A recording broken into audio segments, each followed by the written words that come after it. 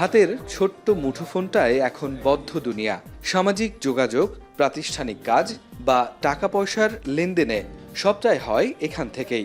সব রকম প্রয়োজনীয় কাজে প্রতিনিয়ত বাড়ছে প্রযুক্তির ওপর নির্ভরতা। প্রযুক্তির এই ব্যবহারের অসতর্কতা আমাদের ফেলছে নানা রকম বিপদে।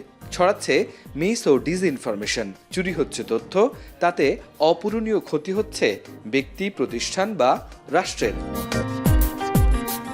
সাইবার ওয়ার্ল্ডে হ্যাকিং, স্ক্যাম বা এ বিশ্বের নানা কালো দিক থেকে বাঁচতে কাজ করে রাজশাহী প্রকৌশল ও প্রযুক্তি বিশ্ববিদ্যালয়ের cyber security club. Cyber security নিয়ে আগ্রহী এই ক্লাবটি 5 ও 6 ডিসেম্বর আয়োজন করে 2 দিন ব্যাপী সাইবার সিকিউরিটি ফেস্ট। প্রযুক্তি বিশ্ববিদ্যালয়টির 21, 22 ও 23 সিরিজের প্রায় 80 জন শিক্ষার্থী এই ফেস্টে অংশগ্রহণ করেন। প্রথম দিন অনুষ্ঠিত হয় চ্যাপ্টার দ্য ফ্ল্যাগ কন্টেস্ট। শিক্ষার্থীরা এর মধ্য দিয়ে সমাধান করে ক্রিপ্টোগ্রাফি, ওয়েব এক্সপ্লয়েটেশন ও ওসিন্ট। 2.5 ঘন্টার এই কম্পিটিশনে দারুণ দক্ষতা দেখায় পার্টিসিপেন্টরা। সাইবার সিকিউরিটি এই জায়গাটা এমন একটা জায়গা যে এখানে কেউ হাত দিতে পারবে না, যেমন এআইটাকে বিট করতে পারবে না কখনোই।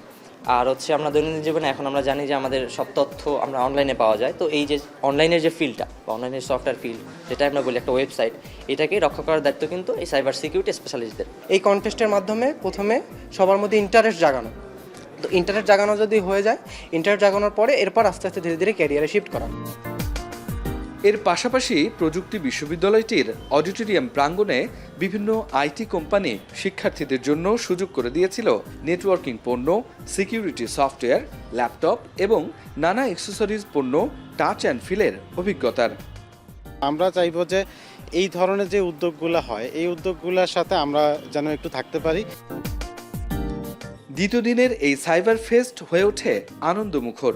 অংশগ্রহণকারীদের জন্য রাখা হয় সাইবার সিকিউরিটির নানা বিষয়ের ওপর সেমিনার, যেখানে বিশ্ববিদ্যালয়ের প্রাক্তন এবং বর্তমান শিক্ষকরা সাইবার নিরাপত্তার নানা দিক নিয়ে আলোচনা করেছেন।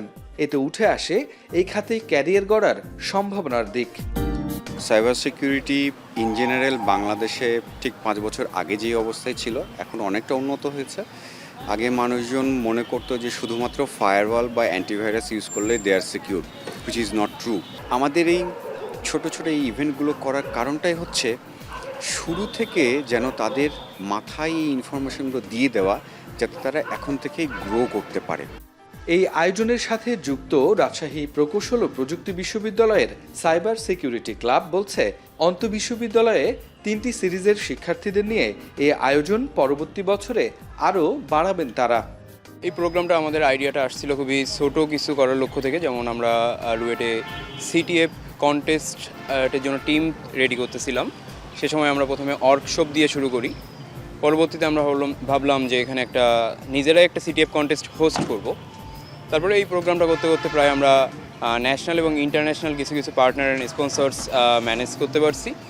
সো আমাদের এখন সামনের দিনের লক্ষ্য হচ্ছে প্রোগ্রামটা ন্যাশনাল পর্যায়ে নিয়ে যাওয়া।